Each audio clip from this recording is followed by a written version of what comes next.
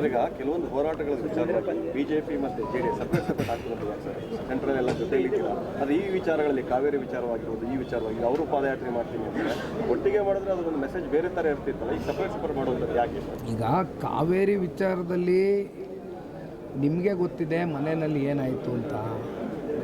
ಈಗ ಅಜ್ಜಿಯವರ 11ನೇ ದಿನದ ಕಾರ್ಯ ಇತ್ತು. ಹಾಗಾಗಿ ಇಂಥ ಸಂದರ್ಭದಲ್ಲಿ ನಾವು ಇವೆಲ್ಲವೂ ಕೂಡ ಮಾತಾಡೋದಕ್ಕೆ ಆಗ್ತಾ ಇರಲಿಲ್ಲ. ಆದರೂ ಕೂಡ ನಮ್ಮ ಮಂಡ್ಯ ಜಿಲ್ಲಾಧ್ಯಕ್ಷರಿಗೆ ನಮ್ಮ ಮಾಜಿ ಶಾಸಕರಿಗೆ ಎಲ್ಲರಿಗೂ ಕೂಡ ನಾನು ಕರೆ ಮಾಡಿ ಮಾತಾಡಿದ್ದೀನಿ. ಈಗ ನಮ್ಮ ಮಿತ್ರ ಪಕ್ಷ ಕೆಲವೊಂದಷ್ಟು ಸಂದರ್ಭದಲ್ಲಿ ಅವರು ಕೂಡ ಒಂದಷ್ಟು ತೀರ್ಮಾನಗಳು ತಗೊಳ್ಬೇಕಾಗ್ತದೆ. ಹೋರಾಟಗಳು, ಪ್ರತಿಭಟನೆಗಳು, ಪಾದಯಾತ್ರೆಗಳು ಇವೆಲ್ಲವೂ ಕೂಡ ಒಂದೊಂದ್ಸಲಿ ಪ್ರತ್ಯೇಕವಾಗಿ ಮಾಡಬೇಕಾಗ್ತದೆ, ಒಂದೊಂದ್ಸಲಿ ಒಟ್ಟಾರೆಯಾಗಿ ಮಾಡಬೇಕಾಗ್ತದೆ. ಹಾಗಾಗಿ ಇಲ್ಲಿ ವ್ಯತ್ಯಾಸ ಅಂತಕ್ಕಂಥದ್ದೇನಿಲ್ಲ.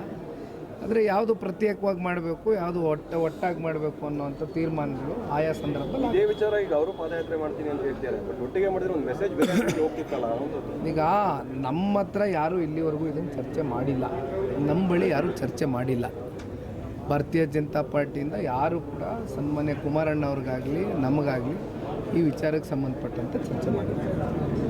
ಈ ವಿಡಿಯೋ ನಿಮಗೆ ಇಷ್ಟವಾದಲ್ಲಿ ಲೈಕ್ ಮಾಡಿ, ಶೇರ್ ಮಾಡಿ, ಸಬ್ಸ್ಕ್ರೈಬ್ ಮಾಡಿ.